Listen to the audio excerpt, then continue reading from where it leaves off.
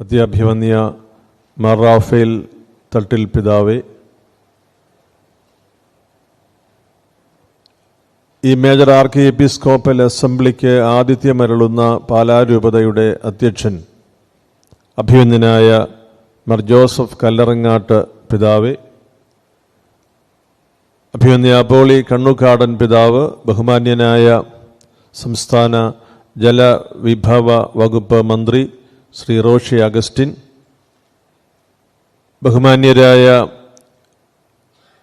Parliament അംഗങ്ങളെ, നിയമസഭാ സാമാജികരെ, ബഹുമാന്യരായ ജനപ്രതിനിധികളെ, സഭാ വക്താക്കളെ, അഭിനന്ദരായ പിതാക്കന്മാരെ, വികാരി ജനറൽ അച്ഛന്മാരെ, വന്യവൈദിക സഹോദരങ്ങളെ, സമർപ്പിത സഹോദരിമാരെ, സഹോദരന്മാരെ, പ്രിയപ്പെട്ട സിറോ മലബാർ സഭ മക്കളെ,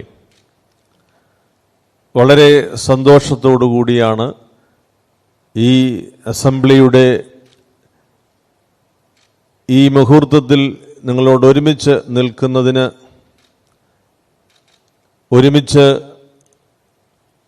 സാർവത്രിക സഭയുടെ ശുശ്രൂഷയിൽ സിറോ മലബാർ സഭയുടെ പങ്കിനെക്കുറിച്ച് ഓർക്കുന്നതിന്, കേരള സഭയുടെയും ഭാരത സഭയുടെയും കെട്ടുപണിയിലും നമ്മുടെ പൊതുസമൂഹത്തിൻ്റെ പുനർനിർമ്മിതിയിലും ഈ സഭ നിർവഹിക്കുന്ന ശുശ്രൂഷയെക്കുറിച്ച് ഓർക്കുന്നതിന് എനിക്ക് ലഭിച്ച ഈ ഒരവസരം, ഇതിൻ്റെ സംഘാടകരോട്, അഭിവന്യ major arch bishop Raphael Thattil പിതാവിനോട് പ്രത്യേകമായി നന്ദിയും സ്നേഹവും ഞാൻ അറിയിക്കട്ടെ. പാലാരൂപതയിൽ ആതിഥ്യമരുളുന്ന ഈ അസംബ്ലി എന്തുകൊണ്ടും പ്രത്യേകതയുള്ളതാണ്. ഈ രൂപത അതിൻ്റെ ജൂബിലിയുടെ നിറവിലാണ്. ഇത് വിശുദ്ധരുടെ മണ്ണാണ്. പവിത്രമായ കുടുംബജീവിതത്തിൻ്റെ ദൃശ്യമായ അടയാളങ്ങളായി സാർവത്രിക സഭയിൽ ത്രോണോസിൽ ഉയർത്തപ്പെട്ടിരിക്കുന്ന നാമങ്ങൾ ഏറെയുള്ള ഒരു അജപാലന ഭൂപ്രദേശവും കാനോനിക സംവിധാനവുമാണ്. പാലാരൂപതയുടെ ജൂബിലിയുടെ നിറവ് ക്രിസ്തീയ ജീവിതത്തിൻ്റെ പടിപടിയായുള്ള വളർച്ചയുടെ മികവ് എന്ന് സഭയും സമൂഹവും ഒരുപോലെ സന്തോഷത്തോടെ ഓർക്കുന്ന ഒരു പശ്ചാത്തലത്തിലാണ്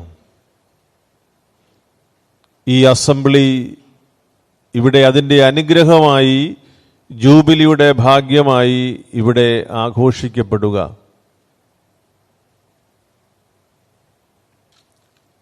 സിറോ മലബാർ സഭയെ സംബന്ധിച്ചുള്ള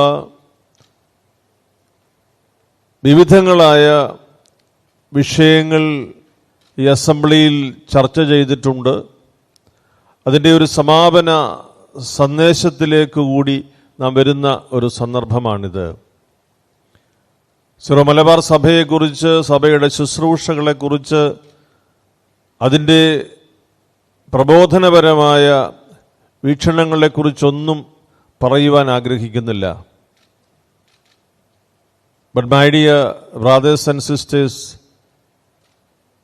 let me speak from my heart what other people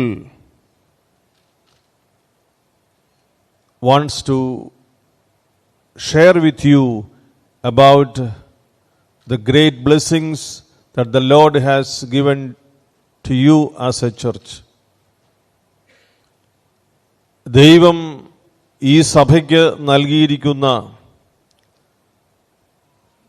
വിശുദ്ധ കുർബാനയിൽ നിങ്ങൾ അനുദിനവും അനുസ്മരിക്കുന്ന സകല സൗഭാഗ്യങ്ങളും നിറഞ്ഞ് മുടിചൂടി നിൽക്കുന്ന ഒരു സഭ. വിശുദ്ധ കുർബാനയിൽ കള്ളം പറയാറില്ലല്ലോ. ദൈവത്തോട് സംസാരിക്കുമ്പോൾ പൊള്ളയായ വാദം പറയാറില്ലല്ലോ. ഹൃദയത്തിൽ നിന്ന് വരുന്ന, തലമുറകൾ കൈമാറിത്തന്ന കുർബാനയുടെ രഹസ്യങ്ങളെക്കുറിച്ച് അനാവരണം ചെയ്യുന്ന പദങ്ങളിൽ വളരെയധികം സ്വാധീന ശക്തിയുള്ള ഒരു പദമായി ഞാനിതിനെ കാണുന്നു. സകല സൗഭാഗ്യങ്ങളും മുടിചൂടി നിൽക്കുന്ന, നിറഞ്ഞ് മുടിചൂടി നിൽക്കുന്ന ഒരു സഭയിൽ എന്താണതിൻ്റെ അർത്ഥമായി നമുക്ക് സ്വീകരിക്കാനുള്ളത്? അപ്പസ്തോലികമായ ഈ സഭയുടെ കൈവിട്ടുപോകാത്ത സാർവത്രിക ബന്ധം മറ്റ് സഭകളുടെ മുൻപിൽ, ചരിത്രത്തിൻ്റെ മുൻപിൽ വേറിട്ട ഒരനുഭവമാണ് എന്നത് ഈ സഭ എന്നും തിരിച്ചറിയണം. വിശുദ്ധ പത്രോസിൻ്റെ പിൻഗാമിയുമായുള്ള അവികലമായ സുവിശേഷാത്മകമായ സഭാപരമായ ബന്ധം ഒരു സഭയുടെ അടിസ്ഥാനം ഉറപ്പിക്കുന്ന ആത്മബന്ധത്തിൻ്റെ കണ്ണിയായി നാം തിരിച്ചറിയുക. ഈ സഭയുടെ ജീവിതത്തിൽ പരിശുദ്ധാത്മാവ് അതിശയകരമായി ഇടപെട്ട് ഈ സഭയ്ക്കും മറ്റ് സഭകൾക്കും സാർവത്രിക സഭകൾക്കും നൽകിയിട്ടുള്ള വലിയ മാറ്റിവെക്കാനാവാത്ത ആത്മീയ കൃപകൾ നമ്മുടെ ശ്രദ്ധയിൽ, ധ്യാനത്തിൽ, വിചിന്തനത്തിൽ, പ്രവർത്തന മേഖലയിൽ നിറയട്ടെ എന്നാണ് എൻ്റെ പ്രാർത്ഥന. വിശുദ്ധരുണ്ടാകുന്നത് കത്തോലിക്കാ സഭയിലെ അതിസങ്കീർണമായ പരിശോധനകൾക്കും നിരീക്ഷണങ്ങൾക്കുമെല്ലാം വിധേയപ്പെടുത്തിക്കൊണ്ടുള്ള സുദൃഢമായ, നിയതമായ ഒരു പദ്ധതിയിലാണ് വിശുദ്ധർക്ക് വേണ്ടിയുള്ള നാമകരണ നടപടികളുടെ കാര്യാലയം പ്രവർത്തിക്കുക. ഏതെങ്കിലും ഒരു വിഭാഗത്തെ സംതൃപ്തിപ്പെടുത്താനോ ഏതെങ്കിലും ഒരു വിഭാഗത്തിന് പ്രോത്സാഹനം കൊടുക്കാനോ ആ നിലയിൽ ഒരു വിശുദ്ധൻ സഭയിൽ ഉണ്ടാകില്ല. വിശുദ്ധമായ കുടുംബജീവിതം നയിക്കുന്നതിൻ്റെ അടയാളമായി ദൈവം നൽകുന്ന ചില സൂചനകളാണ് വിശുദ്ധ ജീവിതത്തിലൂടെ വരിക. ഒന്നിൽ കൂടുതൽ വിശുദ്ധരുണ്ടാകുമ്പോൾ ഒരുപക്ഷെ ഒരു അപകടം വരും. ഇത് സാധാരണ ഒരു സംഭവമാണെന്ന്. അതില്ലാത്തവർക്കേ അതിൻ്റെ വേദന അറിയുള്ളൂ. കൂടുതലുള്ളവർക്ക് അതിൻ്റെ ഒരുപക്ഷെ അതിൻ്റെ പ്രാധാന്യം മറന്നുപോകും. ഞാൻ സൂചിപ്പിക്കാൻ ആഗ്രഹിക്കുന്ന കാര്യം, അതിവിശുദ്ധമായി ജീവിച്ചു വരുന്ന ഒരു സഭാജീവിതത്തിൻ്റെ അനുരണനങ്ങളാണ് ഈ വിശുദ്ധ മാതൃകകൾ. അവരുടെ ജീവിതത്തിൽ അത് അവസാനിക്കുന്നില്ല എന്ന പരമാർത്ഥം നാം സ്വീകരിക്കണം. അത് മുൻപോട്ട് അനുസ്യൂതമായി കൊണ്ടുപോകേണ്ടുന്ന കൃപയുടെ ഒരു ചാനലാണ്. പ്രിയപ്പെട്ട പിതാക്കന്മാരെ, സഭാമക്കളെ, ഈ സഭയിലെ അനുഗ്രഹീതരായ ജനപ്രതിനിധികളുടെ സാന്നിധ്യത്തിൽ അവരേത് പാർട്ടിയാണെന്ന് നോക്കാതെ ഒരു മുഖം മാത്രം ഞാൻ കണ്ടാണ് ഇപ്പോൾ സംസാരിക്കുക. നിങ്ങൾ സീറോ മലബാർ സഭയുടെ മക്കളാണ് എന്ന ഒരു ലേബൽ മാത്രം.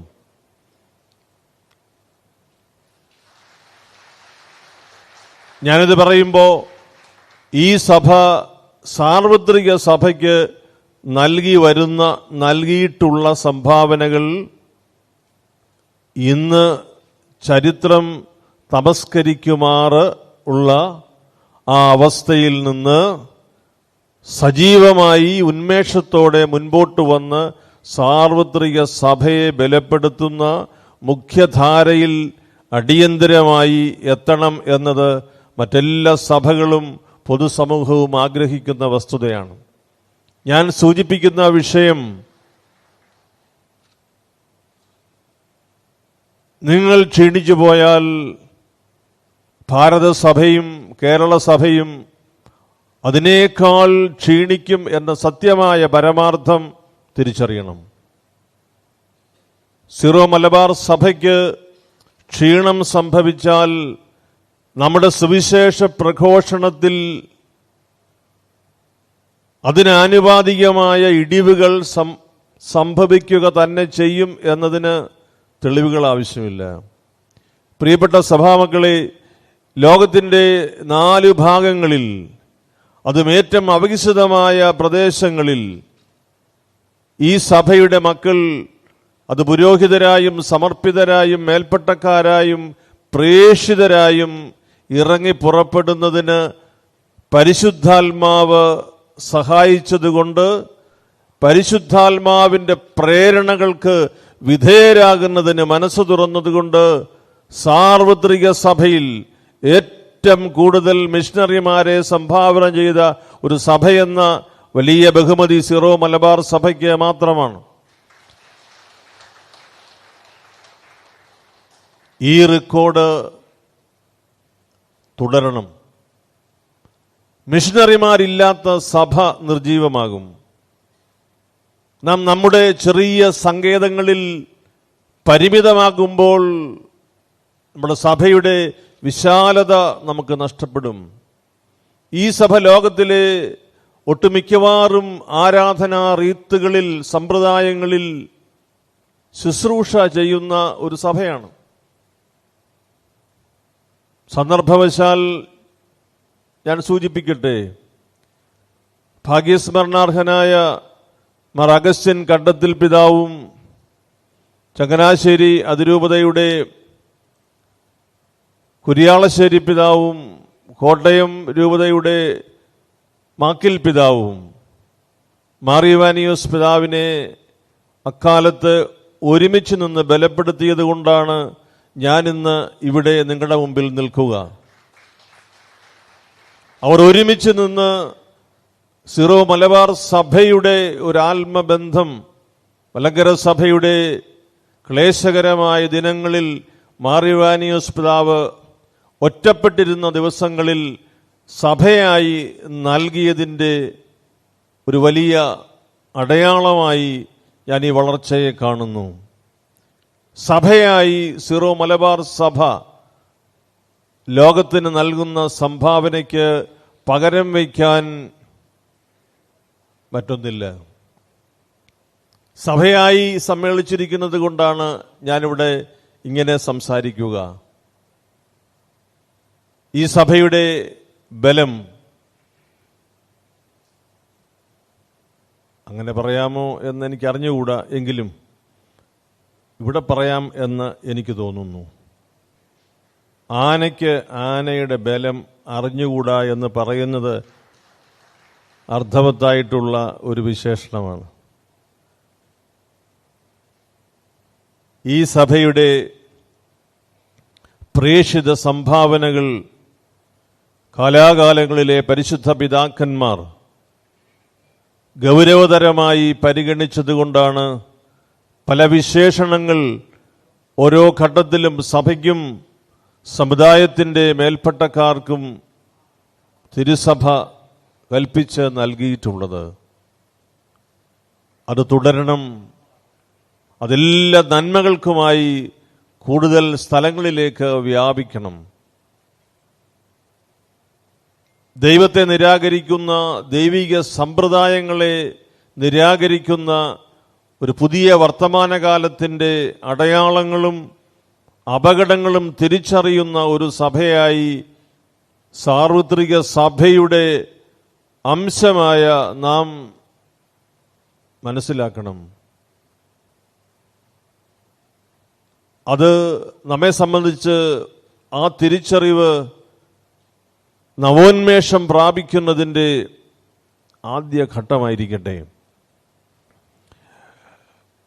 നാം ഒരുമിച്ച് നിന്നാൽ പോലും നമ്മെ വിഭജിക്കുന്ന ധാരാളം അപകട പ്രവണതകൾ നിലവിലിരിക്കുമ്പോൾ, വിഭജിതമായ ഒരു സമൂഹത്തിന് ഒരുമയുടെ സന്ദേശം കൊടുക്കാൻ ബലമുണ്ടാവില്ല എന്നത് സത്യമാണ്. 2000 വർഷത്തെ അപ്പസ്തോലിക പാരമ്പര്യം അതൊരു കെട്ടുകഥയല്ല. അതൊരു ചരിത്രപരമായ വായന മാത്രമല്ല, ദൈവാത്മാവിൽ ആവിഷ്കരിക്കപ്പെട്ട രക്ഷയുടെ പദ്ധതിയുടെ ഭാഗമായി നാം തിരിച്ചറിയുമ്പോൾ കുറവുകളെ അതിജീവിക്കുന്ന ദൈവത്തിൻ്റെ കൃപയെ സ്വീകരിക്കാൻ ഒരു സഭയായി നമുക്ക് കഴിയും. ഏറ്റവും ഹൃദയപൂർവ്വം നിങ്ങളെ എല്ലാവരെയും അഭിവാദ്യം ചെയ്യുന്നു. ഒരു സഭയുടെ നവോത്ഥാനവും ഒരു സഭയുടെ നവോന്മേഷവും ഒരു പുതിയ സമൂഹത്തിൻ്റെ രൂപീകരണത്തിന് നമ്മെ സഹായിക്കും. ജോലി തേടി മാത്രമല്ല നമ്മുടെ ചെറുപ്പക്കാർ വിദേശങ്ങളിലേക്ക് പോകുന്നത് എന്ന സത്യം നാം തിരിച്ചറിയണം. ജോലി മാത്രമല്ല, നമ്മുടെ സഭയെ നവീകരിക്കുന്നതിനും സഭയെ മനോഹരമായി അവതരിപ്പിക്കുന്നതിനും ലഭ്യമാക്കുന്നതിനുമുള്ള പരിശ്രമങ്ങൾക്ക് നാം തുടക്കം കുറിച്ചേ മതിയാവൂ. നാം ജീവിക്കുന്ന സാഹചര്യത്തിൽ ഒറ്റപ്പെട്ട തുരുത്തുകളായിട്ടല്ല, ബഹുസ്വരതയുടെ സംസ്കാരം നമ്മുടെ മണ്ണിൽ അലിഞ്ഞു ചേർന്നതാണെന്ന് സത്യം മനസ്സിലാക്കി കൂടെ വസിക്കുന്നവരോട് ഒരുമിച്ച് പ്രത്യാശയോടെ യാത്ര ചെയ്യുന്ന തീർത്ഥാടകരാണ് നാം എന്നത് പരിശുദ്ധ പിതാവ് ഓർമ്മപ്പെടുത്തുന്നത് പോലെ നമുക്ക് സ്വാംശീകരിക്കാം. ഒരേ മനസ്സോടെ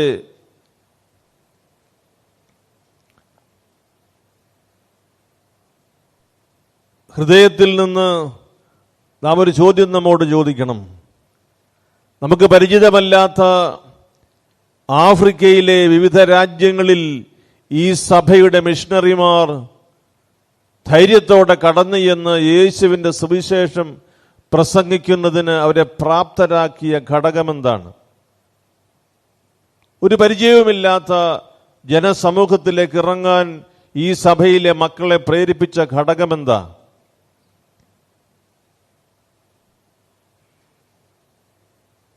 അതുമായി തുലനം ചെയ്യുമ്പോൾ ഇപ്പോൾ ഈ സഭയെ ഭാരപ്പെടുത്തുന്ന വിഷയം പരിഹരിക്കുന്നതിന് ഈ സഭയ്ക്ക് സാധിക്കും എന്നതിനെക്കുറിച്ച് എനിക്ക് യാതൊരു സംശയവുമില്ല. It is possible to solve all the internal small issues if you sit together as an apostolic church and discern the will of the Holy Spirit.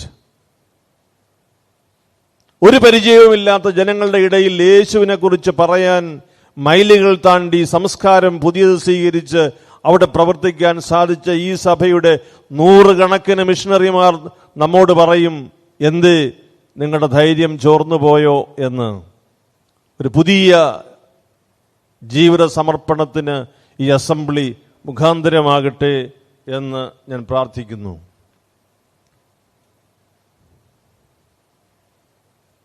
എനിക്ക് 20 മിനിറ്റാണ് അനുവദിച്ചതെന്ന് എനിക്കറിയാം. എൻ്റെ ആയുസ്സിൻ്റെ വലിപ്പം ആ നോട്ടീസിൽ കുറിച്ചിട്ടുണ്ട്. അസംബ്ലിയിൽ 20 മിനിറ്റ് കിട്ടുക എന്ന് പറയുന്നത് വലിയ ഭാഗ്യമാണ്. അതുകൊണ്ട് 1 മിനിറ്റ് പോലും ഞാൻ കുറയ്ക്കാൻ ഉദ്ദേശിക്കുന്നില്ല. അത് കൂടാതെ പോകാനുള്ള ക്രമീകരണം പോളിപ്പിതാവ് ചെയ്തുകൊള്ളും. ഞാൻ എൻ്റെ വാക്കുകൾ അവസാനിപ്പിക്കട്ടെ. പ്രിയപ്പെട്ട പിതാക്കന്മാരെ, സഭാമക്കളെ, പ്രിയപ്പെട്ട സ്നേഹിതരെ, ഞാനൊരു ആശംസ വെറുതെ പറഞ്ഞിട്ട് പോകാൻ എൻ്റെ മനസ്സ് അനുവദിക്കാഞ്ഞതുകൊണ്ടാണ് ഞാൻ നിങ്ങളോട് ഹൃദയം തുറന്ന് സംസാരിച്ചത്. ഈ സഭയ്ക്ക് ഔന്നത്യവും ഈ സഭയ്ക്ക് ബഹുമാന്യതയും ഈ സഭ മറ്റുള്ളവരാൽ കരുതപ്പെടുന്ന ഒരവസ്ഥയും അവസാനിച്ചു പോയ ചരിത്രത്തിൻ്റെ ഭാഗമല്ല, അനുസ്യൂതമായി തുടരുന്ന സഭാജീവിതത്തിൻ്റെയും പൊതുജീവിത ക്രമത്തിൻ്റെയും ഭാഗമാണ് എന്നത് ദയവായി നിങ്ങൾ തിരിച്ചറിയണം. ഇത് നമുക്ക് മുമ്പിലിരിക്കട്ടെ ഒരു പാഠമായി. എല്ലാ വെല്ലുവിളികളെയും അതിജീവിച്ച ഒരു സഭാ ചരിത്രത്തിൻ്റെ മുൻപിൽ കാലഘട്ടത്തിൽ നമുക്ക് നൽകപ്പെട്ടിരിക്കുന്ന കൃപയുടെ ശക്തിയെ തിരിച്ചറിഞ്ഞ് ഇതിനെ അതിജീവിക്കാൻ ഈ സഭയ്ക്ക് കഴിയും. അതിന് പരിശുദ്ധാത്മാവ് തുണയ്ക്കട്ടെ. ഇവിടെ വന്ന് എന്ത് ആശംസയാണ് പറയേണ്ടതെന്ന് ഞാൻ ആലോചിച്ചു. പല ആശംസകൾ ഞാൻ കുറിച്ചു വെക്കാൻ തുടങ്ങി. അവസാനം ഒരു തീരുമാനത്തിലെത്തി, ആ ആശംസയൊന്നും അല്ല. ഈ സഭയെക്കുറിച്ച് എൻ്റെ ഹൃദയത്തിൽ നിന്ന് എന്താണ് പറയേണ്ടതെന്ന് സ്വതന്ത്രമായി പറയാനുള്ള സ്വാതന്ത്ര്യം എടുക്കുക എന്ന തീരുമാനത്തിലെത്തി. എൻ്റെ ഈ ഒരു സാഹസത്തിൽ വല്ല വാക്കുകളും പിഴച്ചു പോയിട്ടുണ്ടെങ്കിൽ അത് ശരിയായി തിരുത്തി നിങ്ങൾ വായിക്കുക. അത് മാത്രം ചെയ്താൽ മതി. അതിന് എനിക്ക് വിശദീകരണമായിട്ട് ഒന്നും എഴുതേണ്ടതില്ല. നിങ്ങൾ അത് കൃത്യമായി തിരുത്തി നിങ്ങളുടെ നിഘണ്ടുവിൽ എഴുതി സൂക്ഷിക്കുക. എൻ്റെ ഹൃദയത്തിൻ്റെ ഭാഷ അത് വായിക്കാനുള്ള സ്നേഹവും കരുതലുമെല്ലാം നിങ്ങൾക്കുണ്ടാകും എന്ന് ഞാൻ പൂർണ്ണമായി വിശ്വസിക്കുന്നു. ഈ വേദിയിലിരിക്കുന്ന പ്രിയപ്പെട്ട നമ്മുടെ മന്ത്രി ഒഴികെ ബാക്കിയുള്ളവരാരും ഇന്ന് ഇവിടെ സംസാരിക്കുന്നില്ലെന്നാണ് എനിക്ക് നോട്ടീസിൽ നിന്ന് മനസ്സിലായ വിവരം. കാരണം അങ്ങനെയുള്ള ഒരു സാവകാശം അല്ലല്ലോ ഈ സമ്മേളനം. എങ്കിലും ഇവിടെ ഇത്രയും സീറോ മലബാർ സഭയുടെ ഇത്രയും സമുന്നതരായ രാഷ്ട്രീയ നേതാക്കന്മാർ ഇവിടെ ഇരിക്കുമ്പോൾ അത് ഇടതെന്നോ വലതെന്നോ ഇനി നടുക്കെന്നോ വ്യത്യാസമില്ലാതെ ഇരിക്കുന്ന ഈ ജനപ്രതിനിധികളെ കാണുമ്പോൾ അവരോടൊരു വാക്ക് പറയണം എന്ന് ഞാൻ ആഗ്രഹിക്കുന്നു. നിങ്ങൾ തെരഞ്ഞെടുക്കപ്പെട്ട ജനപ്രതിനിധികളാണ്. പ്രിയപ്പെട്ട പി ജെ ജോസഫ് സാറ് വന്നിട്ടുണ്ട്. മറ്റാരും ഇപ്പോൾ സംസാരിക്കാത്തത് കൊണ്ട് ഞാൻ തന്നെ അദ്ദേഹത്തിനൊരു സ്വാഗതം പറഞ്ഞുകൊള്ളുന്നു.